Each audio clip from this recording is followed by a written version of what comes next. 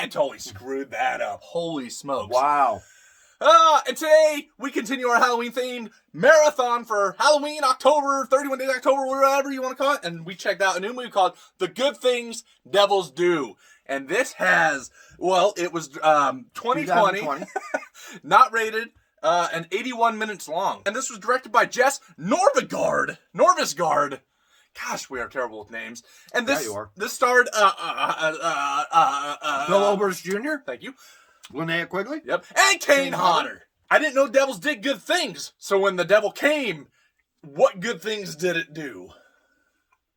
What was this movie about is what I'm trying to say, I believe. So this movie was kind of like Bordello of Blood without the hookers. Dude gets a mail order vampire and accidentally takes a stake out of its heart. And it comes back to life. Right. And starts killing people. And there's a robbery subplot, but that doesn't go anywhere, really, so. No, and it takes place on Halloween. Which also doesn't go anywhere. No, it's, all right, what did we enjoy? It kind of had a Halloween vibe.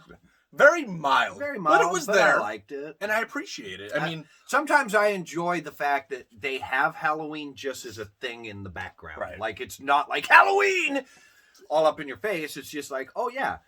It is obviously Halloween. I like the score. I mean, it opens up with a pretty cool score. It's not real prominent, but, you know, there's a few times where it's kind of that dun, dun, dun, dun, dun, dun, dun stuff. And I always appreciate that. Dun, dun, dun, dun, dun. I love it whenever you get a bunch of horror icons together in a movie. It's fantastic. Linnea Quigley was in a movie and didn't get a boob out. She can actually act. Yeah, of course she can. Yeah, and, you know, I mean, we're so used to Kane Hodder pulling his boobs out that it was just weird that he didn't either. This, unbeknownst to me, was a vampire movie. Yes! Rob picked a vampire movie! But I will say, this was very unique in the way they did the vampire. I can't think of maybe Bordello of Blood a little bit, but the vampire was pretty cool. She was pretty badass and brutal, and they used, like, mind warping control stuff, yeah. You know. Which is a typical vampire. Yeah, they weren't weenie vampires. They're not spark or vampire. It was just kind of vampires. Cool. There were multiple towards the end. That's true. Yeah.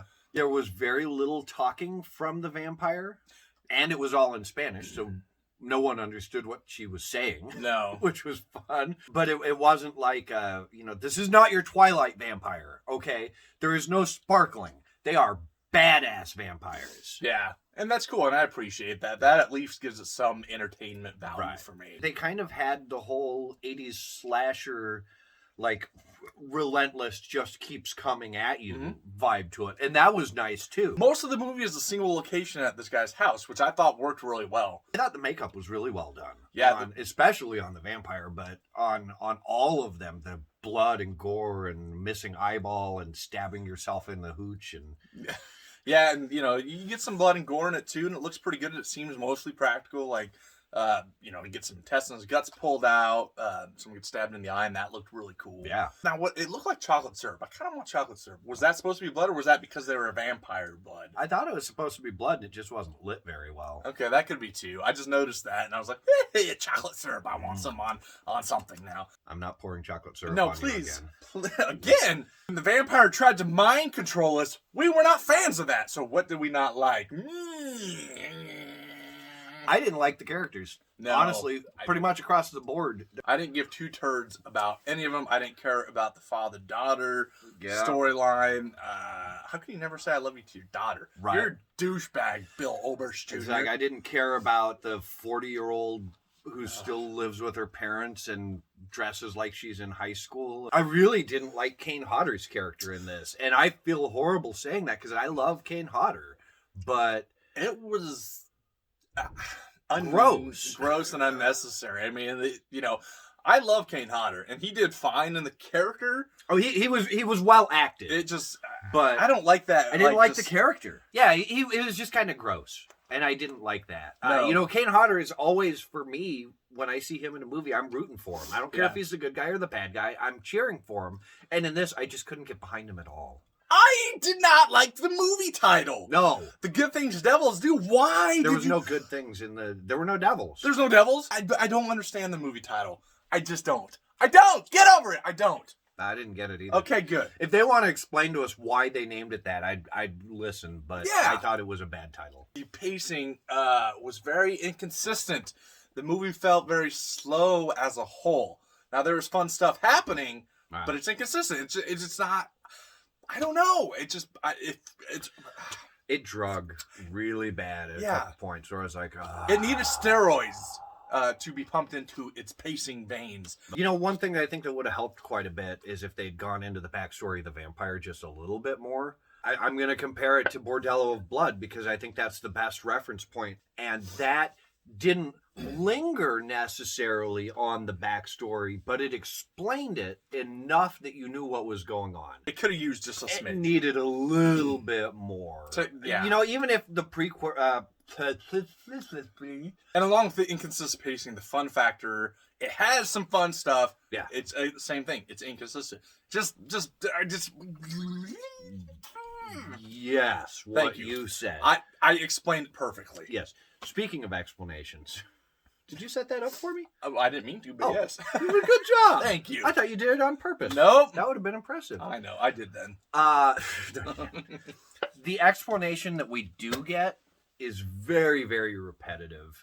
The whole, oh, she's controlling us with her eyes. It's like, okay, I understood that the first time you explained it because that is a vampire power that is used more often than not. That's not a new thing like, oh my god, she can do this? Oh, it's a vampire. Of course she can control people with her eyes.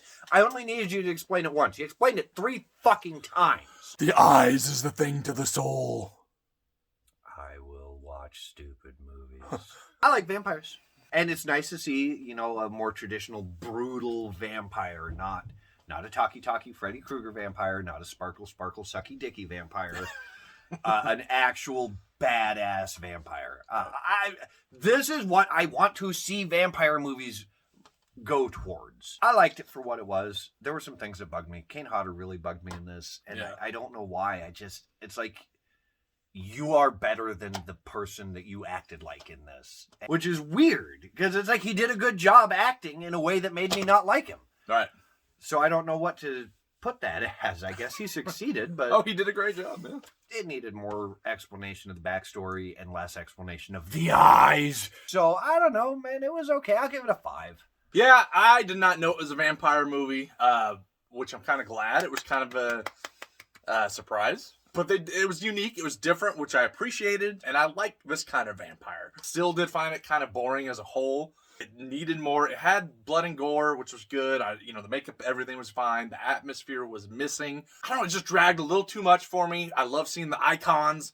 Had some fun stuff. Just needed more. I think it's worth a watch for this time of year because it has enough Halloween vibe to it to fit in for your 31 days of Halloween or whatever. Don't expect anything great because it's not a great movie by any means. It's very average, very middle of the road, so that's what I'm going to give it. I'm going to go 4 out of 8. Fun story before we go on. It was like 68 minutes into the movie when Rob turned to me and said, wait, is this a vampire movie? Whatever. Untrue. If you like what we're doing, support indie horror. Tell us if you've seen this movie. Tell us what Halloween movies you're watching this month. Below. I don't know what that. Below in the comments below. Give us another like, subscribe. Tell your friends if you haven't yet. Just do it. Or a pumpkin will come eat you. You can follow us on Instagram at StoopidMovies, at Dr. Sketch Turner, at The Horror Punk, at StoopidMovies. I said that twice. That means you need to go follow us. Facebook.com/StoopidMovies, and you can also email us at StoopidMovies@outlook.com. Make sure you like and subscribe down below. Tell us, what's your favorite vampire movie? All right.